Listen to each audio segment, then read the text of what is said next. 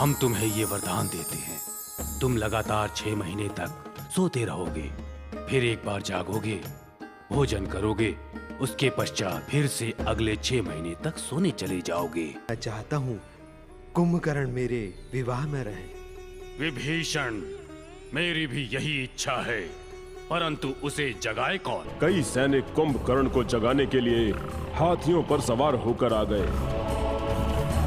मेरी इच्छा है कि तुम श्री राम की शरण में चले आओ।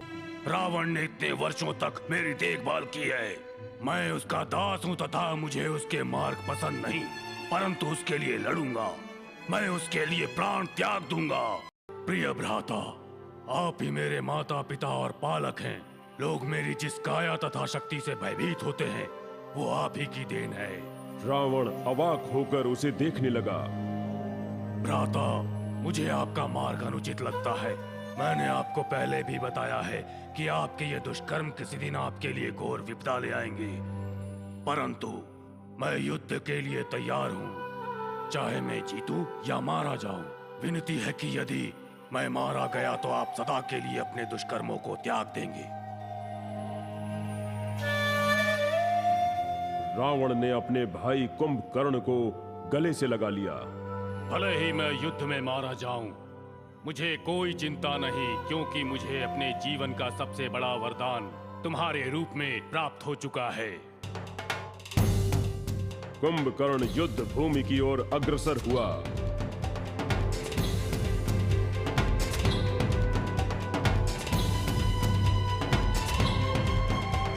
उसके एक एक डग से मिट्टी के बादल ढह रहे थे तथा वानर सेना चकित हो रही थी।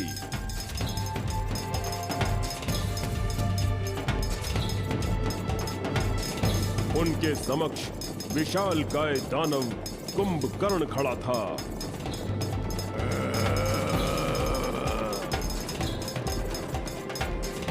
कुंभकर्ण हाथियों को पकड़ लेता तथा उन्हें उठाकर पटक देता, मानो वे कोई खिलौने हों।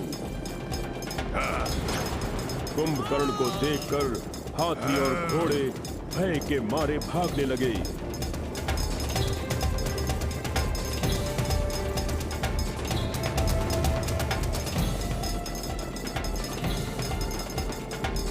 भगवान श्री राम वहां आए। अब कुंभकर्ण प्रभु श्री राम के समक्ष था। हे श्री राम, मुझे ज्ञात है कि आप सत्य धर्म की मूरत हैं। आप समस्त संसार में सबसे कुलीन व्यक्ति हैं। कुंभकर्ण, तुम्हें ब्रह्मा का आशीर्वाद प्राप्त है। तुम सत्य मार्ग पर चलते हो, तथापि तुम अधर्म के लिए युद्ध लड़ने कैसे आ गए? हे राम, आप एक महान मानव हैं, परंतु मैं एक सामान्य व्यक्ति हूँ। मुझे ज्ञात है मेरे भ्राता रावण ने दुष्ट मार्ग चुना है, परंतु मेरे पालन पोषण के लिए उनके प्रति आभार प्रकट करने का मेरे पास मात्र यही एक मार्ग है। हे कुंभकर्ण, तुम्हारे भ्रातृ प्रेम का मैं आदर करता हूँ। तुम इस युद्ध को होने से रोक सकते हो। अपने भाई को उचित परामर्श दो, उन्हें संधि करने को कहो। कुंभकर्ण मुस्कुरा उठा। तुम मुस्कुरा रहे हो? हे श्री राम, आप एक सच्चे क्षत्रिय कुल में जन्मे हैं। आप महान इक्ष्वाकु संतति की महान संतान हैं। हमारे कुटुंब का हर कोई मृत्यु को प्राप्त हो गया। यदि अब हम संधान करेंगे तो यह संसार हमें कायर की उपाधि देगा। मुझे युद्ध लड़ने दीजिए। श्री राम को कुंभकर्ण के कथन में सच्चाई दिखी। युद्ध पूर्ववत चलता रहा। कुंभकर्ण ने त्राहि त्राहि मचा दी। उसने जिस हाथ से तलवार पकड़ी थी, प्रभु श्री राम ने उस हाथ को ही काट दिया। कुंभकर्ण पराजय नहीं स्वीकार करने वाला था।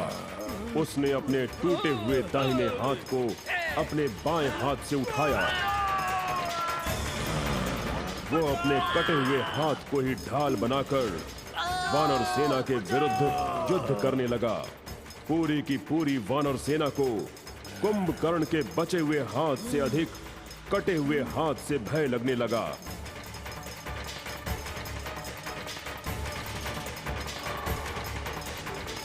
तभी श्री राम ने उसका बायां हाथ भी काट दिया। कुंभकर्ण अब अपने दोनों पैरों से वानर सेना को कुचलने लगा। उसके पैरों तले दबकर कई सारे वानर चींटियों की भांति मसले गए। अब श्री राम ने एक तीर चलाकर उसका एक पैर भी काट दिया। कुंभकर्ण ने अब भी पराजय नहीं स्वीकार की। उसने अपने बचे हुए एक पैर के सहारे ही वानर सेना पर आक्रमण कर दिया। वानर सेना का मनोबल टूटने लगा। श्री राम ने उसका दूसरा पैर भी काट दिया, जिससे कुंभकर्ण धराशायी हो गया।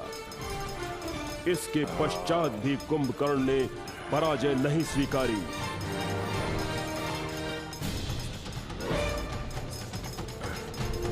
उसने अपने मुख को दोनों दिशाओं में घुमाया। वो बड़े बड़े पत्थरों को अपने दांतों से पकड़कर तथा अपनी जिह्वा का तीव्र प्रहार करते हुए वानर सेना पर आक्रमण करने लगा।